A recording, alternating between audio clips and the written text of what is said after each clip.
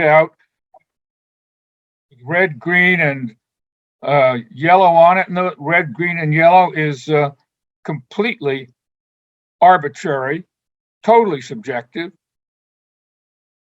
And patients don't think in generic terms, such as I have a p-value of 0 point whatever it is. That's not the way clinicians think either. On the other hand, scientists think in terms of groups or categories. They want a perfectly understood gold standard. They want everything to relate to that standard. They want to eliminate uniqueness as much as possible, and they want data that is really, really precise and accurate. And they think in terms of specific absolute labels, means, and p-values. And we're frequently taught, especially in the first couple of years in medical school, by scientists, and that's important for scientists, but they ruin us as clinicians. Clinicians and scientists think differently. The methodologies are different, but there are three ways that they're the same way that they are for patients. Both scientists and really good clinicians want material that relates to reality. It's not an illusion. It's correct. It's accurate. And furthermore, it's pertinent for what's under consideration. This is where physicians frequently fail. A randomized control can be totally valid, but completely irrelevant. When a person says, I hurt, there isn't any more relevant information in that, even though it has nothing to do with a randomized controlled trial. And does it matter? Okay. This is the major thing that I hope, one of the major things I hope you'll go away with. This graph, or something like it, sits in the desk drawer of every examining room. I use it with every patient, and it guides me both with patients and in my personal life. And what it says is that everything goes through stages. No, Ecclesiastes, there's a time and a place for everything, a time to love and a time to hate and a time and so forth. Well, that's true. There are times for things. And from the patient's point of view, and we're going to be talking primarily about glaucoma, but this relates to anything. If they feel fine, they think they're fine. If they feel sick, they think they're sick. They're not interested in pressure or cup disc ratios. They're interested in how they feel and function and what things are going to cost. Now, they also know that there's a transition zone between feeling well and feeling sick, and that somehow they data pay attention to that. But this is the way doctors think. Doctors think, oh, this person's pressure is 27. That's too high. It's not normal. Wow, sick. That person's down here because their pressure is above outside range. Or they think the person's pressure is 15. They're fine. Okay, they've got normal findings. Doctors think in terms of findings being okay, normal, or marginal, or outside normal. So we have two different cities. We've got this city of doctors, and then we got the city of patients. They're different cities. Really great physicians can unite those two cities into the same city in which the doctors and the patients both live together and listen to each other and work together towards wise objectives.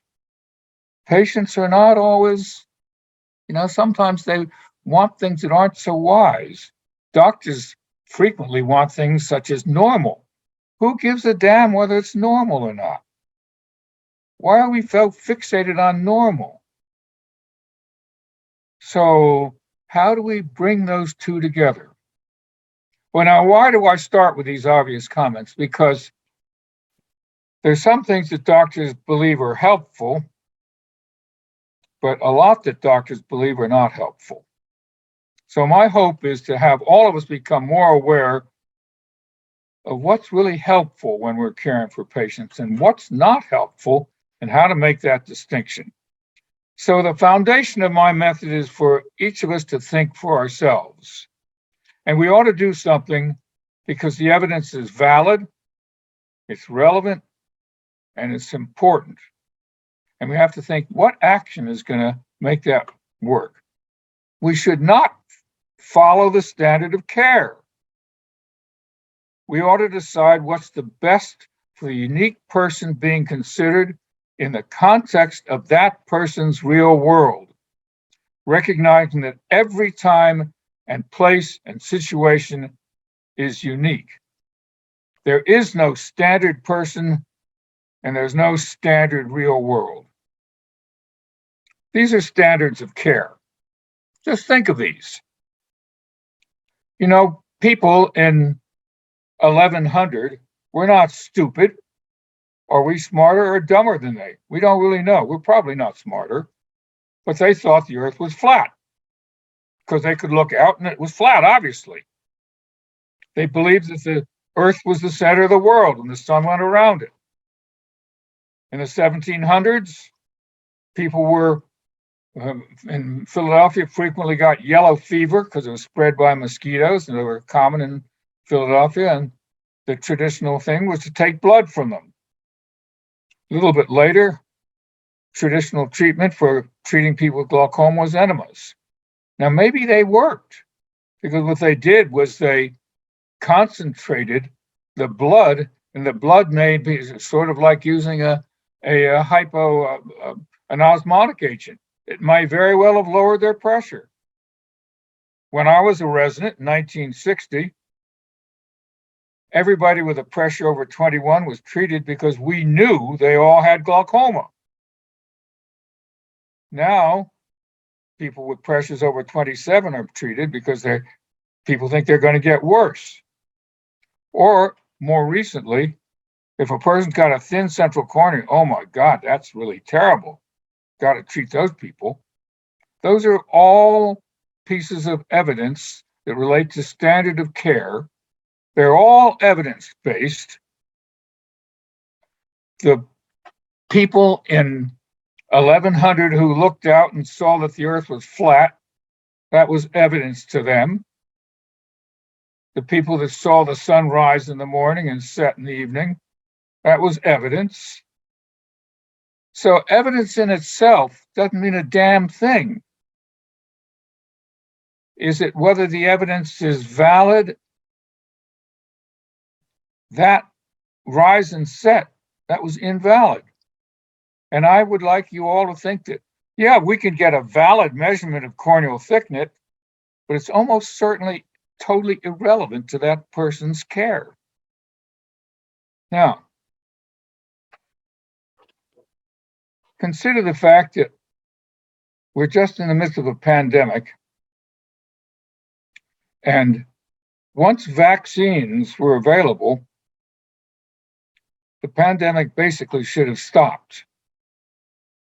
But we've got a major portion of the people in the world who think vaccines are bad. I'm not going to take a vaccine.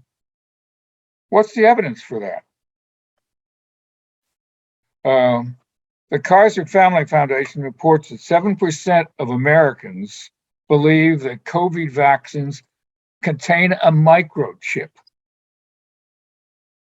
They think that vaccines contain a microchip. 30% of the Americans believe that the government is falsely exaggerating the claims of the number of COVID deaths. One of my good friends thinks the same thing. He said, doctors get paid more when they put down a chair that a patient died of COVID, so they just put down, people aren't really dying of COVID, it's just all a scam. Couple of very pertinent examples. Just a few days ago, I reviewed a manuscript that was sent to me about a computer-based automated method of determining whether a person has glaucoma. The results were 97% accurate. I thought, and wow. Then I looked at it. The method was totally based on analyzing concentric cup disc ratios. So their method may very well have been accurate in understanding what a cup disc ratio was, but cup disc ratios are invalid and irrelevant to diagnosing glaucoma. So they developed a technique which was accurate and useless. Valid information is important, though. Recently, not too long ago, I discussed a research question with a research fellow and asked her to get the measurements needed to answer the question. It involved reviewing measurements of intraocular pressures in untreated people with glaucoma. A couple of weeks later, she showed me the data that she collected. I thought, my God, this is fantastic. I'm going to win the Nobel Prize. This is amazing. The data seemed perfect, though. I mean, they were just too perfect. So I talked about it. She just made it all up. She just made it all up. And when I said, God, you can't do that, she said, but that's what you wanted, wasn't it? Yes, the data were relevant, they were important, but they were invalid. We have to think of all of those things. Now, validity, relevance, importance. Okay, a person's cup disc ratio, we're going to talk quite a bit more about this, maybe 0.7, and it really is 0.7, that's valid, but it's irrelevant. Who cares? A cup disc ratio 0.7 can occur in a person who has glaucoma or doesn't have glaucoma. It's irrelevant to whether they've got glaucoma or not. So what difference does it make whether it's 0.7? Visual fields, I'm going to talk about these three things. Visual fields, disc and angle evaluations are often not valid. The level intraocular pressure and the amount of field loss are often not relevant to a patient's quality of life. And the level intraocular pressure and the development of the field are often not important to a patient. And I'll talk to you about some patients in that regard. So here we go. Regarding validity of field examinations, in the Oates study, you probably know that after the study had started, one of the investigators said, I wonder if we're making determinations that the person is converted from no field loss to field loss on the basis of one field. I think maybe we ought to get a second confirmatory field. They found that 88% of their first visual field examinations were wrong. Then if you look at the three randomized controlled studies that looked at fields, the study that Anders Heil did in Sweden, the AGES study, and the CIGST study, they all used very different methods of determining whether fields were normal or abnormal. 92% of those methods, the fields, they didn't agree. Patients' ages were the principal investigators at the start said, well, if we're trying to recruit the patients, and if they've got a notch, we know they got glaucoma. So, well, they couldn't agree on what was a notch. I did a study in which one of my fellows looked at patients longitudinally with DDLS. It was clear after we looked back, he had no idea how to look at the discs. They were trash. The discs, the DDLS, were all inaccurate. When Paul Lichter did a study on disc photographs, he found that Doug Anderson, me, Bruce Shields, a bunch of glaucoma experts couldn't agree whether disc photographs showed glaucoma or not. Manjul Shah showed that 50% of gonioscopic examinations missed the fact that the angle was going to close. So much of what we think is, on the chart is just trash, but we pay attention to it. But it's trash. It's not valid. We shouldn't pay attention to invalid information. Now, is it relevant? Okay. We started right off, say what's important to a person is how do they feel and how do they function. Quality of life is important. But is intraocular pressure relevant to that? A person can have a pressure of 20 and lose no vision, or they can go blind. So it's not 20. The fact that the pressure is 20 is irrelevant to that person's well-being. Now, furthermore, we measure the pressure when the patient's in the office, but 95% of the time, we don't have any idea what their pressures are. We just generalize for that one pressure in the office, and we think, oh, that's what it is the rest of the time. We know that's not correct. Every time they're blinked, their pressure changes. When they put their head into a pillow, their pressure changes. But still, we think, oh, that pressure is 20. That's really relevant for that patient. Bull crap. Now, how about visual field loss and ability to perform vision-related? Well, Rohit Varma shows us a straight line showing the good fields, you can do everything, bad fields, you can't do anything. Well, this is the reality. He eliminated all the outliers. This is what it really looks like. Here's visual field. Here's the ability to perform activities of daily living. And what you can see is here's a person up here who's got a terrible field, who can do almost everything. This means you can do everything of these 9 tests. This means you can't do any. Down here is a terrible field, and over here's a good field. But here's a person up here with a bad field, and they can do almost everything. Here's a person with exactly the same amount of field loss who can't do much at all. Here's a person who can do half the tasks, got a terrible field. Here's a person with a great field who can't do anything any better than this person over here with a terrible field.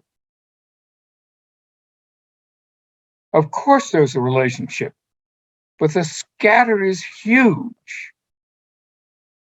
We think in terms of straight lines, but that's not the real world.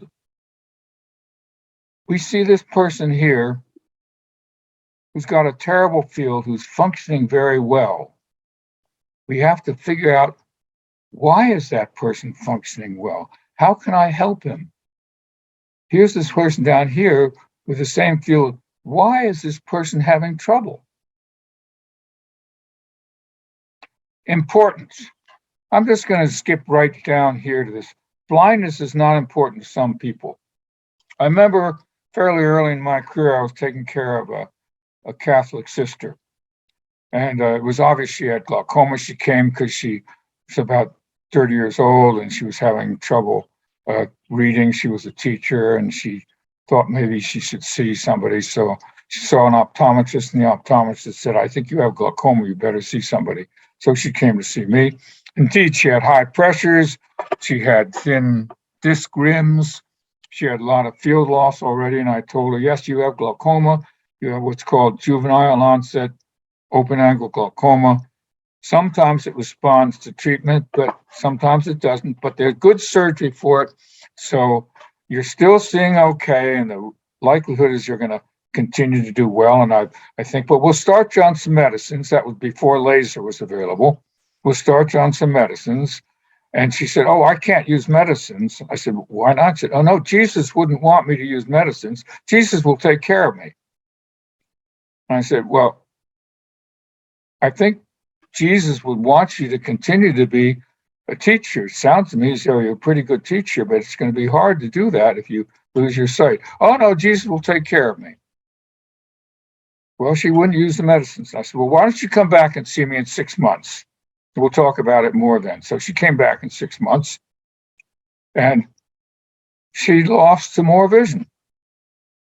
And her field was maybe about the same and maybe a little worse, but she thought she was a little worse. And so I went through the whole thing against. I said, you know, you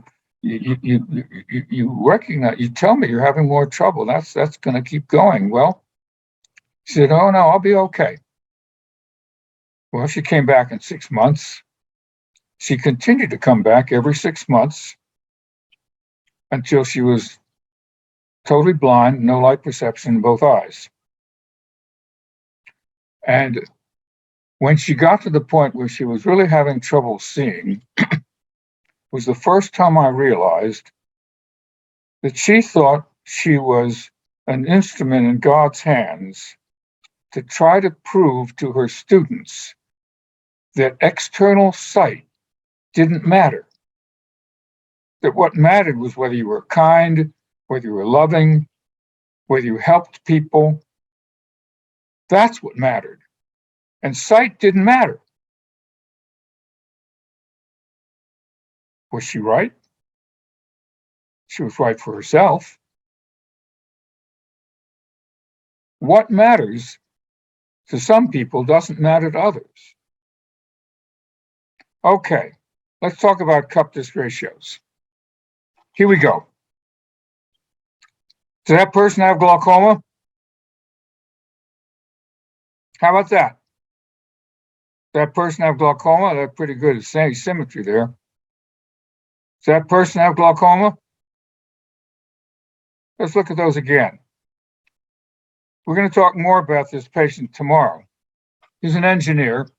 He has huge discs. He's got narrow rims because he's got huge discs. He has no field loss. I followed him for 20 years. He does not have glaucoma. He hasn't used any treatment. Those are just big cups and big discs. This is a larger disc than that disc there. So the cup here is going to be bigger than that. That's not a glaucomatous disc. How about that? Well, that looks like a healthy disc, doesn't it? But what you don't know is that's what it looked like a year before. So it went from there to there in a year. So this disc here is a glaucomatous disc. The only reason you can tell that is because you know what the disc looked like beforehand. Now, what's the evidence show about cup-disc ratios? Caprioli published it. And of course, the average of a cup-disc ratio in a patient who's normal is smaller than the average in a patient that's not normal. But look at the distribution. Until the cup-disc ratio got up to about 0.8 in his study, you couldn't be sure that the person had glaucoma. Furthermore, the smallest cup-disc ratio occurred in a person with glaucoma. Cup-disc ratios are very inaccurate ways of telling whether a person has glaucoma. They're not diagnostically useful. How about p-values? They're routinely used, but they can be clinically insignificant. Statistically insignificant p-values can be clinically significant, and I'll show you that in a moment. But what is important is what I call an extra threshold value, and we're going to talk about that right now. If you looked at the patients in an ages study and you said, who's going to continue to have visual field worsening? The rapidity of the visual field getting worse was highly significant, 0.001.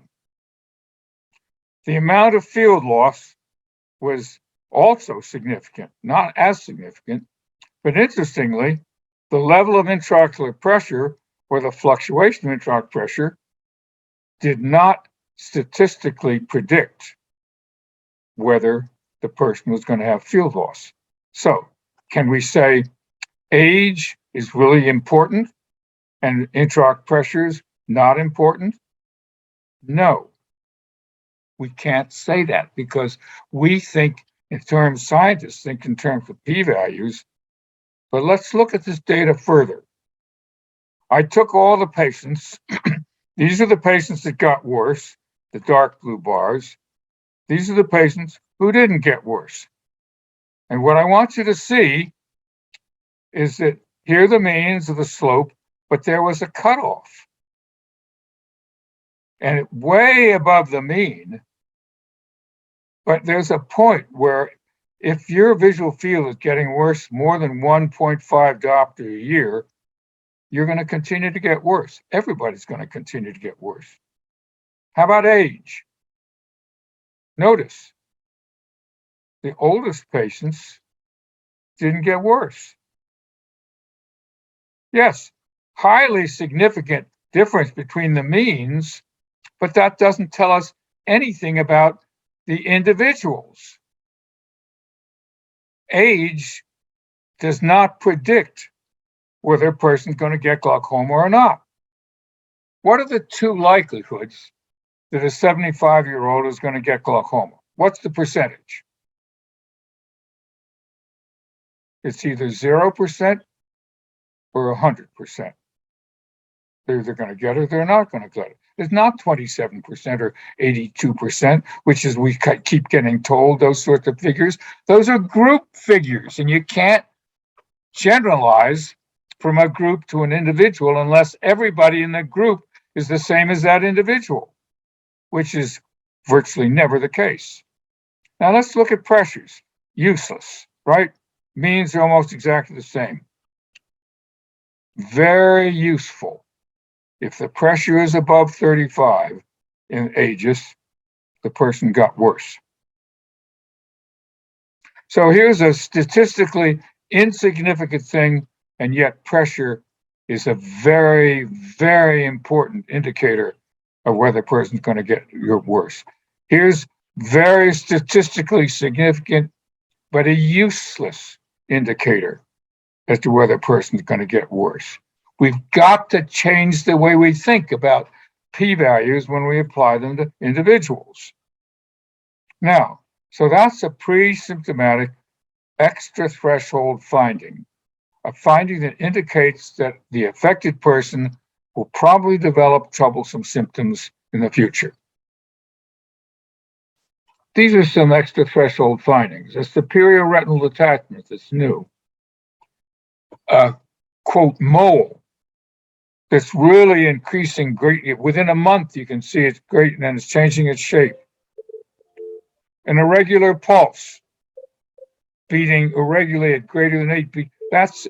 That's the sign that person's in trouble. Very interestingly, if a person can't cut his heartbeat accurately, he has a short life expectancy. People with body mass over 40, they're sick. They're going to die soon.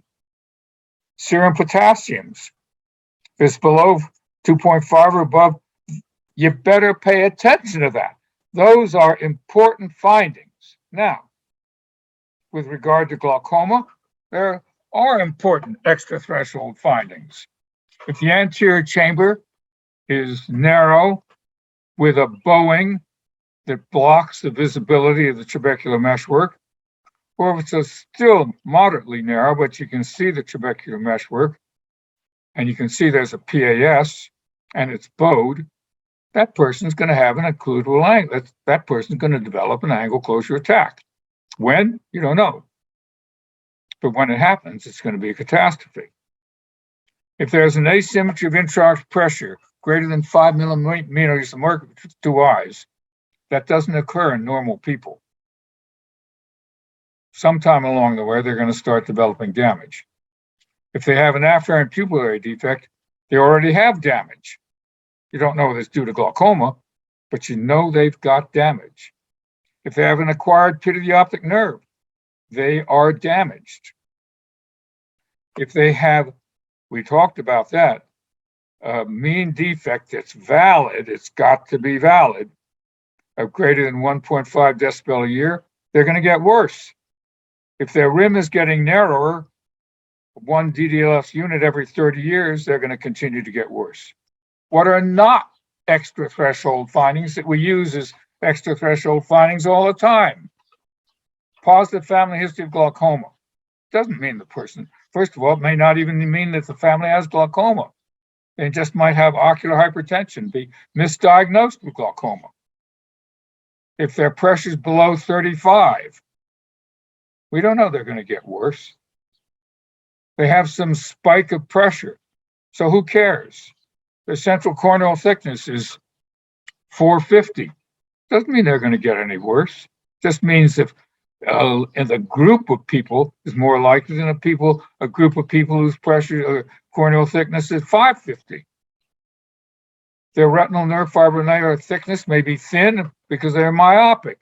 They can have trans hemorrhages for all kinds of reasons, not just progressive glaucoma. Same thing is true with peripapillary cup disc ratios, we're going to talk more about. If a person is not likely to develop troublesome symptoms in the future, why do we treat the person? We treat them because we cover our ass, because we think we need to.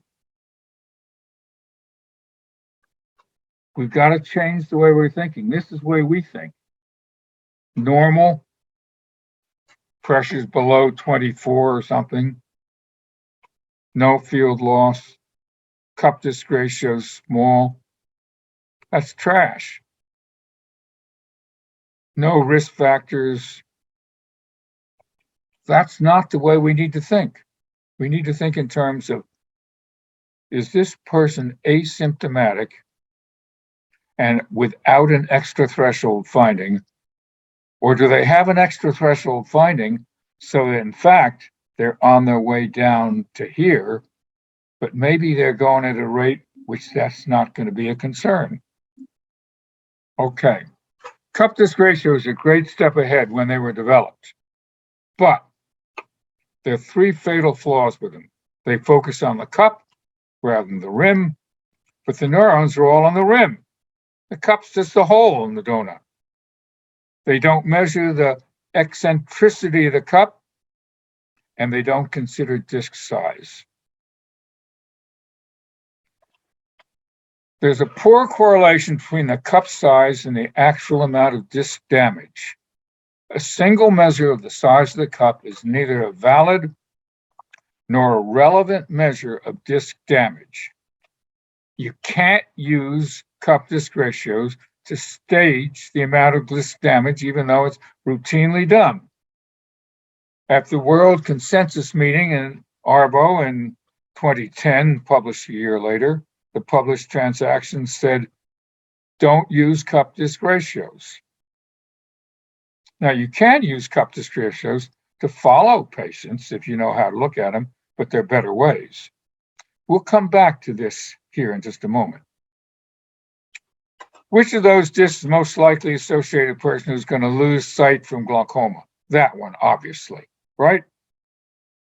And who's more likely to lose sight? This one or that one? This one. Because that's got this rim has got less rim area than that rim area. Okay.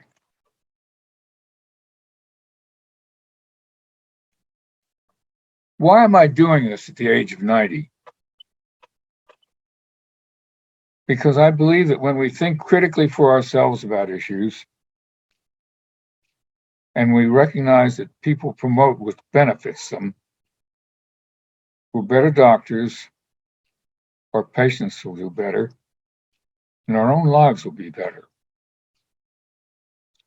When I talk with you, I'm going to say some things that are wrong, that are misleading, or frankly wrong. And hopefully, you'll pick them up and then you'll tell me. And then I can get better. So this talk is largely about having to discard what we've been taught that's wrong. From the time the ophthalmoscope was invented, doctors have focused on the cup because that's what it looked like. The cup is the striking thing.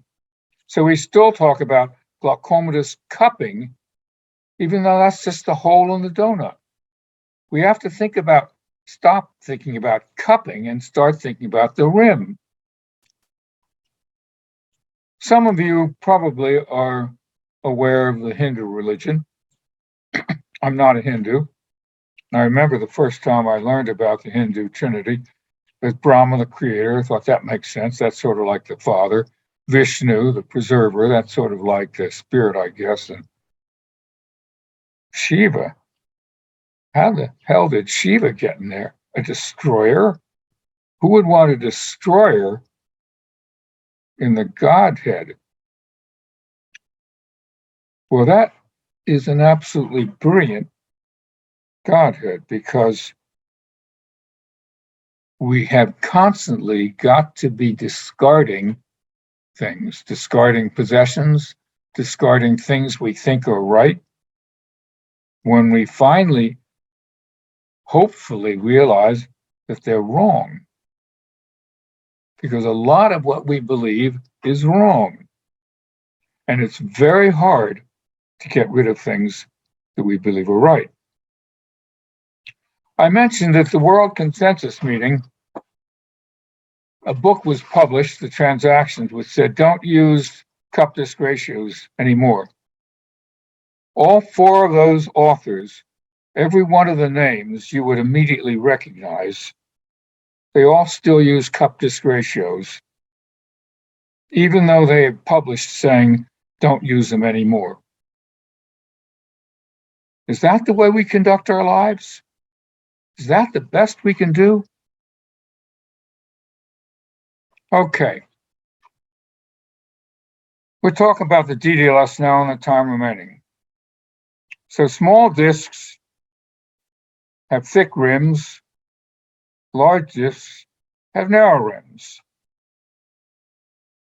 Look at these. These are all illustrations from the net, illustrating what is a glaucomatous disc. This is what we're taught. Is that disc glaucomatous? What do you think? Could be glaucomatous or completely healthy. Who knows? If it's a big disc, could be, a lot of big discs look like that. Or it could be a little disc that's gotten worse. But there's nothing specifically diagnostic that says that has glaucoma. How about that one? It's an abomination that was listed on the net as a glaucomatous disc. There's nothing about that disc that looks glaucomatous. That's a hypotensive optic neuropathy, or maybe an ischemic optic neuropathy. How about those two discs? Same thing. This is a bigger disc. Of course it's going to have a bigger cup. The rims actually are not that different. Okay, so this is not a glaucomatous disc, despite the fact it's illustrated on the net as an example of what we need to learn to recognize a glaucomatous disc. So here's the DDLS. It takes care, it enters the width of the neuroretinal rim, or the circumferential extent of rim loss, and then it's adjusted for disc size. That's all there is, and that's all you need to know to determine whether a disc is glaucomatous or not. Forget about cup disc ratios, parapapillary atrophy, disc hemorrhages, all that. This is what you need to pay attention to. This matters. This is important. So we're going to talk about rim disc ratios. So this would be a rim disc ratio about 0.35. When you're drawing a disc, what I like to do when I draw a disc is I go at 12, about 133, 430, so forth, and in my own mind I say 0.2, 0.15, 0.5, that's almost gone there. It's almost no rim there at all. Remember, when you're looking at a disc, you have to have the illuminating beam smaller than the cup. If it's bigger than the cup like that, then the color of the retina is going to bleed into the disc, and you can't evaluate color properly. So what are you going to do when you look at a disc? You're going to measure the disc size. Then you're going to identify the narrowest rim. Here, let's say this comes around there. So the narrowest rim, let's say, would be a 0.1. It's not. Here it's a 0. But let's just say it'd be a 0.1.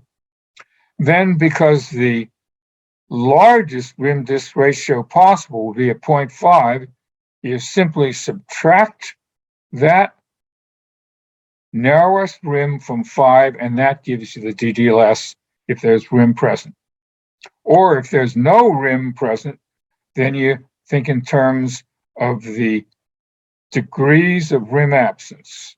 Now, you measure the disc with a high plus lens. It's not a good way to do it, but it's the way everybody uses high plus lenses now. So that's the way you'll do it. It's on the recording. You ought to know how to do it anyhow, but it'll be in the thing right there. Okay, so let's look at some DDLSs. Here's a 1, rim disc ratio 4, average size disc, 4 from 5, that's the DDLS of 1. This is the entire nomogram. Here are the rim disc ratios for average discs. This is the DDLS score over here. The things you need to think about is this an average size disc? Is it a big disc, a little disc? Or how much rim absence is there? Focus on learning 5. DDLS of 5, there's less. That's the only one in which just subtracting doesn't apply. But this is the sort of disc you look at and say, boy, I'm not sure there's any rim there at all. So that's a 5. Okay. Here's a 6. No rim for less than 45 degrees. So no rim for less than 45 degrees, that's a 6. Let's go through them again now. 1, no rim for 45 for as a rim disc ratio of 0.4. Here's a rim disc ratio right there is where the bend is. That's the rim disc ratio of 0.3, DDLS of 2.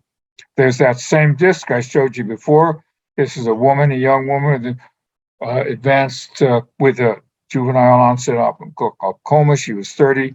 Her pressure's in the 40. She's got full fields. I did a trab on her at that point because she'd gone from there to there in a year.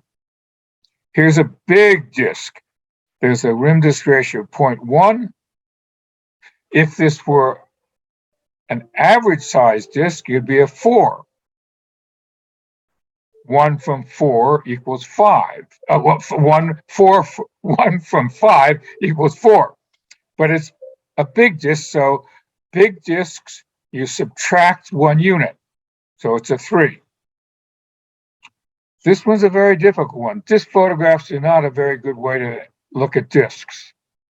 And you really can't tell, is this the edge of the disc or is that the edge of the disc? You can't tell that with a photograph, but you can immediately tell that with a direct ophthalmoscope, which is much the best way to look at a disc. But let's assume this is the outside. So there's a almost no rim. When there's a DDLS of 5 with almost no rim, there can be field loss, or there may be no field loss. That's where you can't tell. You don't know. Okay, here's one. You can't tell there because right where there's an obvious notch, the blood vessel's obscure and you don't know whether there's rim or not. So that may be a 5 or maybe it's a 6. You can't tell. That's an easy one. Average size disc, less than 45, that's a 6. Here's more than 6, more than 45, that's a 7. Now, so to repeat, you base it on the width of the neuroretinal rim or the circumference, and then you adjust it for disc size. If it's a tiny disc, less than 1 millimeter, if it's tiny, you're going to add 2. If it's a small disc, less than 1.5 millimeter, you're going to add 1 unit. If it's a big disc, bigger than 2 millimeters in diameter, you're going to add 1. And if it's a huge disc, bigger than 3, you're going to add 2. Okay, so here we go. This is a small disc. It has almost no rim. If it were average, it would be a 5, but it's a 6. It is a 6. You know that person's going to have a superior visual field loss. For sure, 100%. Here is a large disc. If this were an average sized disc, it would be a 7. But because it's a large disc, it's a 6. That disc and that disc are equally damaged. That's what you have to learn. That looks, oh, that's much healthier than that. No, this disc is not healthier than that one. That disc is no worse than that one. Now here's a DDLS of 7. Here's a DDLS of no rim for 9, for greater than 180. And in terms of thinking this, it's easy with when there's rim, you just subtract it from 5. Here it's a little harder, less than 45, less than 90, less than 180, less than 270, more than 270. Okay. We've got a few moments before we go on to what I'm going to talk about next time. Let's have some comments and questions and so forth. Can you hear us well? Can you hear? Dr. Josh? I hear you. Thank you very much for this part of the presentation. We've written a couple of informations here. You said something about the differentiation of 5 millimeters between eyes. You exposed that as something very important and didn't show that much importance in the patient with the pressure of 35. So can you talk a little bit more about the need of those two eyes have the pressure so close? And the second question that I would like to say is, how do you talk to the patient who you didn't treat it and got worse, and the sight really matters? And he looks to you and say, well, you saw something that it could be wrong. Why you didn't prescribe me eye drops? And this is my greatest fear about this. It's when the patient look back and ask me, why didn't you treat if there is too many data saying that you should?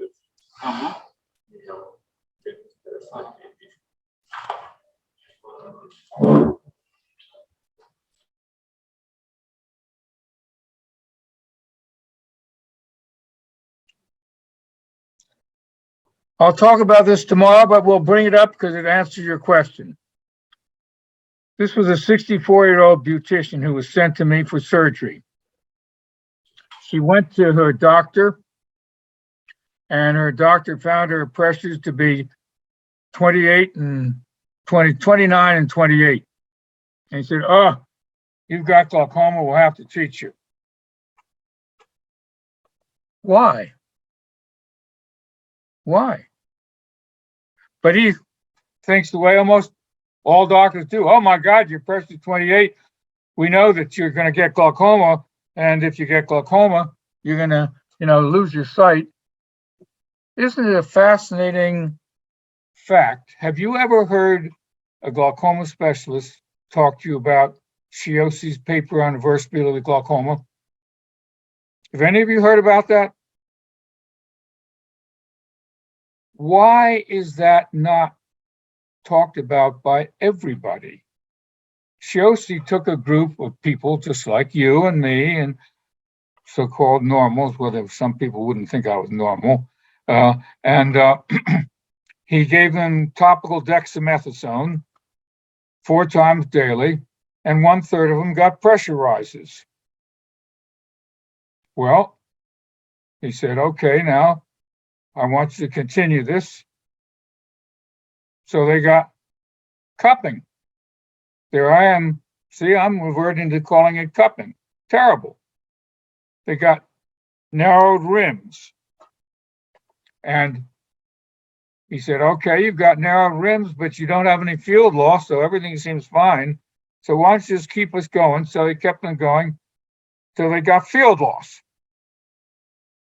After they got field loss, he had them stop the dexamethasone. Their visual field loss went away. Their rims returned to exactly the way we were before, and their discs looked exactly the same as they looked before they got their elevated pressures. Now, unfortunately, he didn't do the next study, which should have been to repeat it. He should have repeated it because were those discs then more sensitive to developing glaucoma damage, or were they going to be more resistant? It could be either way. But the fact is, what he showed was that in people whose pressures go up, who develop narrowed rims and field loss, and the pressure is lowered, that the field loss disappears and the rims return to normal. Joe Caprioli has got absolutely certain evidence to show that fields improve when pressures are lowered. This was shown in the CIGTS study. It was shown in the AGES study, but they don't talk about it with either one. They're all since 1869, when von Jaeger was drawing his atlas. He drew the disc of Katerina H., who came in to see him because she had pain. And he felt her eye, and her eye felt hard, and he drew her disc, and it showed a pale cup with a pale disc with paleness of the rim, and the blood vessels were very narrowed out. She came back to see him, Katerina H. Katerina H. I think was her name, and he felt a disc in her eye, and her eye felt normal, and she didn't have a headache, and he drew her disc gland, and he showed that the blood vessels were now full again. That's 1869 with rudimentary instruments, and we can't see it now. And it's routine, but we don't look for it. So, at any rate, he treated her, didn't give her pressure didn't lower, so he added another drop. That didn't lower her pressure, but it gave her some ocular surface disease. Gave her another drop, that lowered her pressure a little bit, but not to target. So he gave her another drop, that lowered her pressure to close to target, but still he was concerned. So he said, and her vision kept getting worse, and she was very, very unhappy. She thought she was going blind from her glaucoma. He thought she was going blind from her glaucoma. He sent her to me for surgery with her fields showing worsening fields. I found her vision to be 20/100 in one eye and 28 in the other eye. Her pressure was that on 4 meds, and she had terrible corneas with severe ocular surface disease. She had no RPD, and her DDLS was 3. You notice I didn't do an OCT. I didn't do a field. They were done, though. After corneas cleared up, I got good disc photos, and that's what disc photographs look like. So I say to her, because this graph is the heart of the whole way I think about glaucoma and what I talk to patients. I say, Mrs. Such and Such, glaucoma is a condition in which, for reasons we don't know, tissues in the eye, sometimes the cornea, sometimes the iris, sometimes the optic nerve, get damaged by the pressure that's inside the eye. Some people get damaged by high pressures, and some people don't get damaged by high pressures. Now, your pressure was 28 when Dr. Sawyer, 29, I think he said, in one eye and 28 in the other. And a lot of doctors would be very concerned by that, and so they would start treatment, and they would want the pressure to be lowered. But it wasn't your glaucoma that was making your vision worse. It was the treatment that was making your vision worse, because your cornea is now very horrible, and you're very unhappy with the way you look. Your eyes look like hamburger. You're a beautician. You're embarrassed that you're looking like this, and you should be embarrassed. They look terrible, and they're uncomfortable. So what we're going to do is we're going to stop your your aproclonidine, your alpha-gas. Oh, my pressure is going to go up. I'm going to go blind. I said, no, we're going to stop it. And probably your pressure will actually not go up. So we stopped it. She was reluctant. We stopped the alpha-GAN. She came back in 2 weeks, and her pressure was actually a little lower, which is quite routine in those patients who have that terrible brimonidine irritation, toxic, allergic, whatever it is. It's horrible.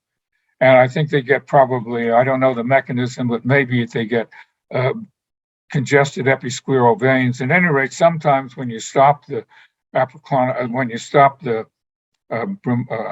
in those patients, their pressure actually down. She was delighted. Furthermore, she saw a little bit better. Said, well, now the next thing we're going to do is we're going to start your latanoprost. Oh, no, my God, look, I'm going to go blind from glaucoma.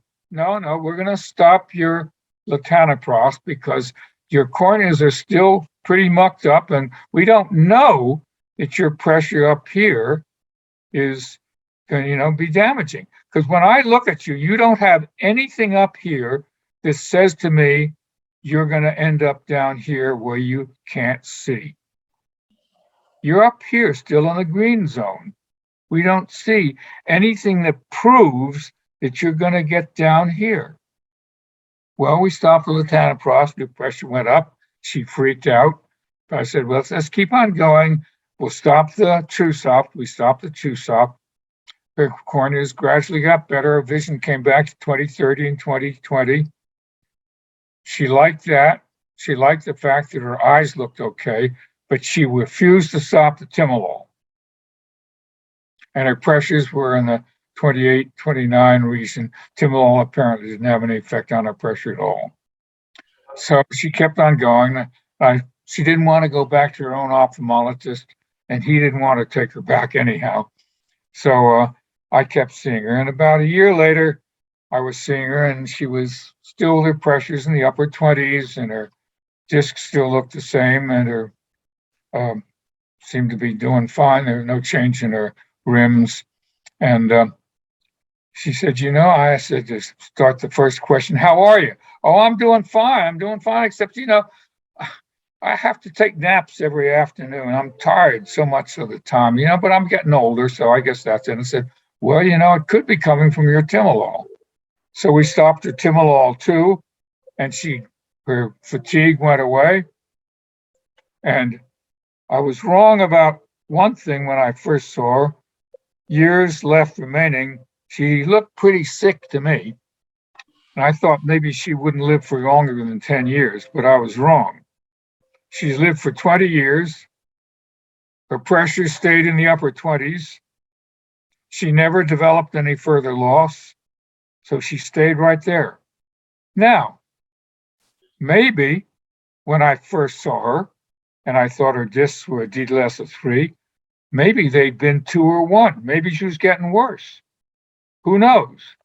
And let's say she went from there down to here. Well, if indeed I was right about her life expectancy, she would have died before she got any disability. But since I was wrong, and she was going to be going like this, well, I would probably have to say, well, we're going to need to start some treatment because you're now down here, and maybe you're going to get down there, so we'll give you a laser treatment. And with that, she should have gotten an improvement. That's a very long answer to your question. But what you have to do is what you think is right for the patient. And you're going to be criticized by people who disagree with you. Professor, Professor, we have 3 questions here in the chat. The first one, if you consider the symmetry of the discs in your diagnosis, if you use that for something. The other question is, how does the perception of the defect in the nerve fiber layer change anything in the disc classification? When you see the first question had to do with cup disc ratios, and what was it about cup disc ratios? Yeah, do you see any asymmetry in the discs if you consider this to your diagnosis? My microphone is bad or something. Say it again more slowly. Dr. George, do you consider or you change your way to think about the patient when you see important asymmetry between the cup discs, the 2 eyes? Because we are looking at a graph and we're going to put this on the right eye, for example, and the left eye can come in a different way. So do you change the way you treat that patient? And let me ask. We're going to talk about treatment tomorrow, but you treat a patient based on this graph. If they're up in this area here, they don't have an extra threshold finding. Why would you treat them? They have no symptoms and no extra threshold finding.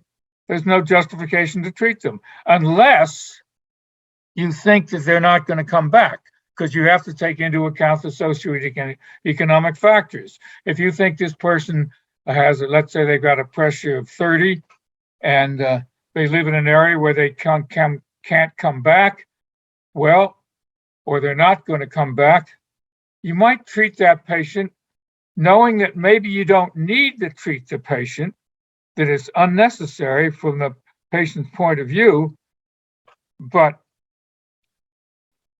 maybe the likelihood of their keeping their sight is better with unnecessary treatment than risking the likelihood that they're going to get worse. So, but if they're going to come back, you have plenty of time up here to determine, okay, this person just is getting worse. You can determine the rate at which it's getting worse. Is it getting worse like this? Are there going to be reversible changes? So if they're in the green zone and they have no extra they have no extra threshold, there's no reason to treat them except for a socioeconomic reason. Now, you also want to be careful because probably, and I had to tell, I said to this patient, the doctor that was treating you was doing what most doctors would do, because that indeed is true. And most doctors now pay attention to the central corneal thickness. Trash. But they do. So you can't say, oh, the doctor's wrong. No, you say, well, there's a lot of disagreement. So let's forget about those findings. Let's just say you're not feeling very well. You can't see very well, but there's no sign of glaucoma. So you're up in this area here. Or the patient comes in and they say, oh, I don't know why I'm getting worse. My pressure's fine. My doctor tells me I'm getting fine, but I can't see very well. And I say, of course you can't see very well. You tell me you can't see in the dark. You're already down and through here. You're already here. I don't care what your pressure is. I know you're diseased. So you determine your treatment on the basis of what's their stage, what's their rate of change. So let me go back to, I hope that's starting to answer your question. No, Professor.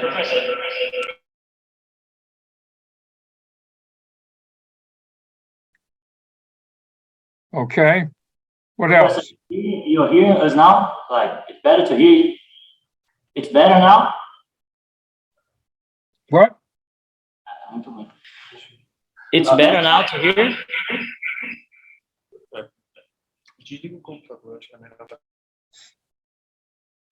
I'm sorry, we were having a couple of problems with the microphones. Dr. George, the last question for us to keep going on your class. It's already 10 minutes, so this will be the final question. Okay. Perfect. When we think about cardiology, diabetes, we talk a lot about risk factors. Do you think that nowadays we are missing a couple of risk factors that it doesn't seem that much important today, but when we look back 10 years from now, we're going to be doing a couple of things that we would like to change today? There's a great deal of talk about risk factors. Some of you may have wondered why I didn't mention them. Let's go back to, can't seem to get the, why won't it go? There we go. Let's go back to this, to right here at the start.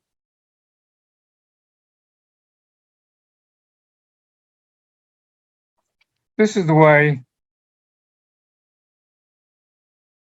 doctors think about it. And they often think about in terms of, maybe I've got it in this, I guess it's higher up, about risk factors. They think in terms, well, let's just say, doctors think about risk factors, putting them down in here or even down and through here. Risk factors are just that, risk. And they may affect a person or they may not affect a person. Now let's say one of the things, I'm going to talk about this tomorrow, but one of the things is, what is the consequences of those risks? If you're talking about a person developing a little narrower rim or a little field loss in chronic open-angle glaucoma, the consequences are zero. They won't have any symptoms. And furthermore, when you start treatment, that little bit of rim change and the field loss should disappear. But let's take a person who's got a occludable angle. That's a risk. If that angle closes, they can go blind in a day. And if they get a high pressure, they're going to get corneal endothelial damage. When they get their cataract extraction, they're going to get cloudy cornea because their corneal endothelium is damaged. If they get an angle closure attack, they are irreversibly damaged. That is a risk of great importance. So even though you're not certain that they're going to get an angle closure attack, you have to deal with that risk. Risk is a stupid label, just it's a label. There are great risks and there are little risks. And is this a risk for this particular person? I didn't mention risks because risks get into the socioeconomic area, and risks relate to reversibility. And I'm going to talk a lot about reversibility. I already have about that tomorrow. But risk factors, they're hugely overstated. They're basically cover your ass considerations. And I think it's time to quit. Thank you all. We'll have lots of time because we're going to, the next session will be, we're just going to talk about 4 cases, or I'll put in 5 because of one that was mentioned. I'll add one. And we'll talk about all of those. What I'm aware of the fact, what I'm saying is very different from what you're hearing. But what I would think, why did you go to medical school? You went to medical school because you want to help people. That's what you need to think about. How can I help this person? Not what I'm taught about percentages, which are unrelated to this person. Not about a group. Thin central corneas are more likely to get cupping. Well, they are. So who cares? Does it matter? No. What matters is what's going to happen to this person. This person. Okay. All righty. See you in 5 days. Professor, All right. can you hear? It's okay to hear. Mariano. Yeah, no, just to say thank you, like, for today. Every time we hear everything, anything from you, from me, like, is truly knowledge that we know. So we see you again on Friday. And on Friday, we know the questions they want to do, and I will send for you the questions so you can answer the questions after, before the presentation. Wouldn't that be super? Send me the questions. Absolutely. You have my emails. Just shoot them off to me and I'll be all prepared to answer them. Okay? Thanks very much, okay? Thank you very much, Dr. George. Thank you, George. Have a good night. All righty. See you then. Okay. Bye-bye.